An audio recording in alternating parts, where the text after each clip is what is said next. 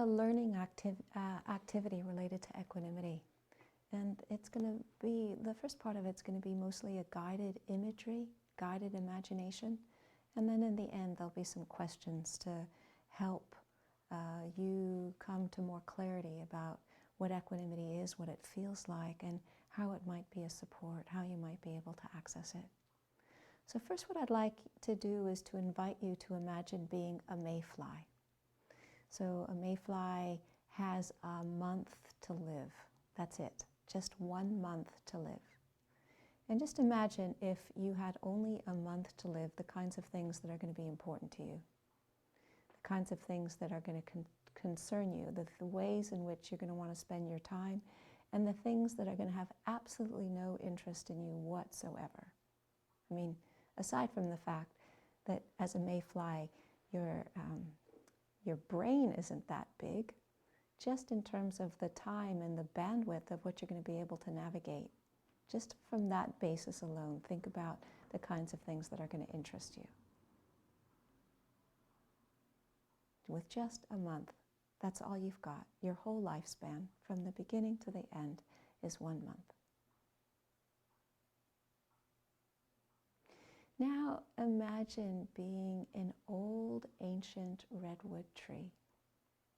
Some of our ancient elders in the old-growth redwood forests are 2,000 and 3,000 years old. So let's pick one that's 2,500 years old. You've been standing in the same place for 2,500 years. Imagine being a redwood with your roots into the earth and your trunk soaring into the sky. And you've been in that same spot for 2,500 years. You've seen storms, you've seen fires, you've weathered droughts. There have been huge numbers of people who've come to you. You've seen bears and lions, mountain lions, and wolves, and then no more wolves, no more bears, and very few mountain lions come. You've been present for huge changes in the world. You've seen generations of lovers come and sit at the roots and read poems to each other. Some of them having families together, some of them dying, and the partners visiting the graves, and the children visiting the graves, and the grandchildren visiting the graves. For 2,500 years, you've stood in the same spot,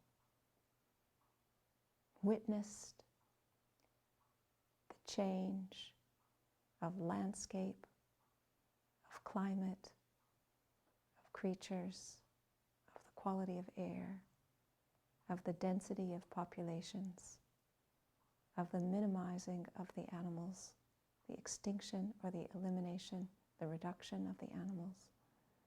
And you've just been there and witnessed it.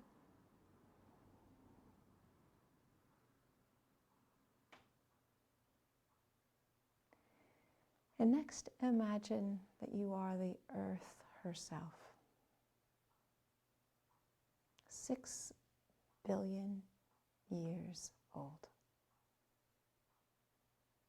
You started as a cloud and a fireball.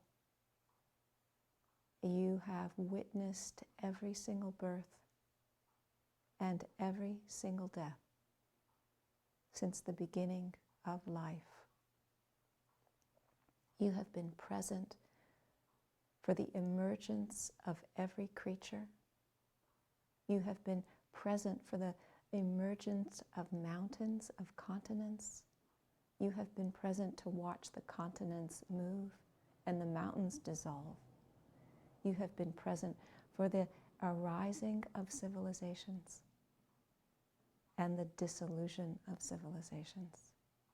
You have witnessed every single act that has ever taken place, and you have absorbed every single drop of blood that has ever been shed. As Mother Earth, you have witnessed everything for 6 billion years. Every single thing that has ever gone on since the beginning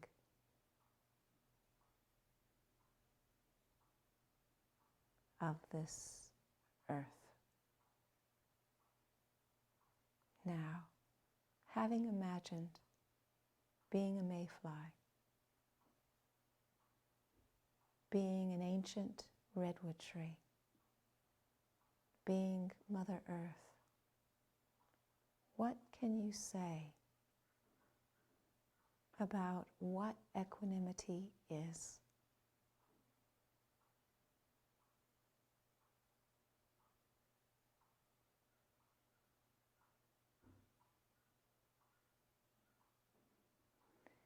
And having used this imagination, can you see any way that this short imagination we have just done